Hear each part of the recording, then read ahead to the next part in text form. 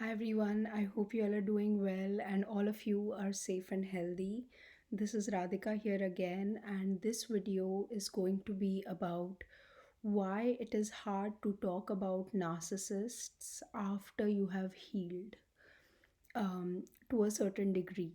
So, as you all know, we all are constantly healing and bettering ourselves, evolving, integrating parts of ourselves, etc.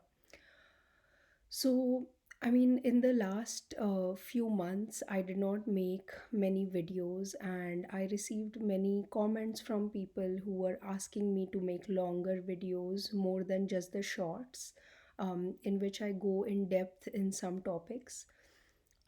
So I just wanted to, I was kind of thinking about that, like, why am I not making new videos, and why I don't feel inspired to make new videos. So the truth is that I was going through a lot of healing, personal healing myself. And a realization that came to me recently is that when you have healed, like this narcissistic abuse is a whole process, right? In the beginning, when you are being abused, you don't know it is abuse, you just think that's life. And because maybe you have not known anything other than it, and it becomes so routine and so commonplace that you think it's totally fine whatever is happening. But then suddenly, through God's grace or something, you get the realization that this is not correct. And then you research it, you go through the videos, you start your healing process, you understand that maybe a lot of the underlying aspects were inside of me, the wounds were inside of me which were being triggered. And slowly, as you feel all the things that you had, probably your subconscious had hidden it, from you, because a lot of these things happen in your childhood. When your conscious brain is not able to handle it, so your subconscious kind of stores it in there.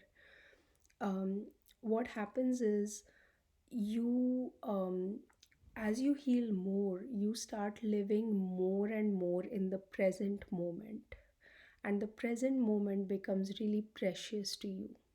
So even now, when I'm talking to you, I kind of have to go to the past in my brain and, like, sieve out all of that information to put it inside this video, right? So in a way, I'm not in the present moment, I'm still thinking of the past, trying to make, so I'm in my thinking brain when I'm making this video, I'm not so much in the present. What happens is, as you heal more and more, you start living a lot more in the present moment. And you realize most of the time, whenever we are thinking, we are actually not in the present moment. But because the world is the way the world is, thinking is made very common. You're taught about history, you're taught about geography, you're taken away from the present moment a lot since your childhood. So that's why it becomes commonplace to, like, keep thinking a lot. Overthinking is very common, right? Ruminating about your past. Was this good? Was this bad? Did this happen the correct way? What should have happened? Etc. etc. So that kind of subsides as you heal a lot more and you start living in the present moment. So when you start living in the present moment, you don't really feel like doing much, you're just in the flow. So that was the state that I was in for many months. And of course, I had clients who would come, and whenever they would come, I would do sessions with them. But I wasn't like, my consciousness wasn't putting a lot of effort into making videos. Maybe because that was a time for me to rest and heal. And I have healed a lot of issues in myself which I did not see before, or which I did not know before that they existed.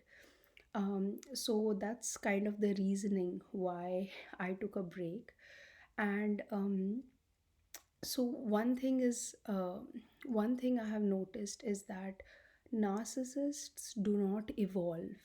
And when they don't, because they don't evolve and because they are not in the present moment, what happens is when you have experienced narcissistic trauma, a part of you wishes not to be in the present moment and to be related to that trauma in some way, shape, or form. So, one shape that can take is making videos on narcissistic abuse. Another shape that can take is watching videos on narcissistic abuse or reading material about narcissistic abuse and just going down this rabbit hole of being connected to the story of narcissistic abuse, or like, so in a way, this is another trauma bond. So what you have done is you have removed the narcissist from the picture, maybe, but instead of focusing on them, what you're doing is you're now focusing on the videos of narcissistic abuse. So in a way, these videos might also trigger you, but to a lesser extent, because this is kind of by proxy. And but if you get addicted to making videos or watching videos, you have to get the realization that this is another form of trauma bonding. So you also have to, like, ration it. Obviously we can't totally let go of it, but we have to kind of do it in a limited amount, or to a limited degree, so that we are able to lead a balanced life and we are not obsessed by narcissistic people or narcissistic videos or reading content on narcissism, etc. So basically, when you are in that trauma bond, you have stopped evolving. And that's what the narcissist wants, because they have stunted growth. They want your growth to be stunted. Because remember, misery loves company. If I am your friend and suddenly you are evolving, and supposing we always gossip about other people, and now you're into Buddhism and you realize gossiping is not so great, etc., etc., and you say to me, you know what, I can't gossip with you now, I can't talk about others, let's talk about ourselves. And then we meet and we try to talk about ourselves, and it's not interesting because we are not interesting enough. So I might feel like I don't want your friendship anymore because it's boring to me. So one way is I let go of you and let you evolve. And another way is I hold on to you and like try to trick you in with the gossip again. So that's trauma bonding. That's what narcissists do, because they can't evolve. They don't want you to evolve. So I kind of had all of these realizations recently, and I just thought like it's some content I can put in a video. So I hope you guys like this video, and as always, I wish you all a lot of love and a lot of light. Thank you. Bye.